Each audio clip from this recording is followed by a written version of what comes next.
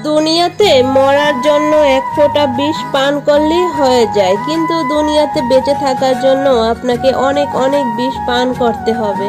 কখনো কোনো অন্যায় না করে মাপ চাইতে হবে, আবার কখনো কখনো মানুষকে খুব সহজে মাপ করে দিতে হবে।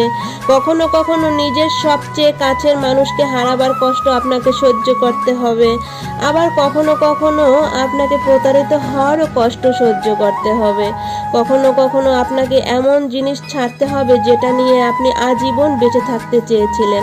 কখনো কখনো আপনাকে অভাবের কষ্ট সহ্য করতে হবে। কখনো কখনো আপনাকে লাইফে এমন এমন কষ্ট সহ্য করতে হবে যে কষ্ট সহ্য করতে আপনি কখনোই এক মুহূর্তের জন্য প্রস্তুত ছিলেন না।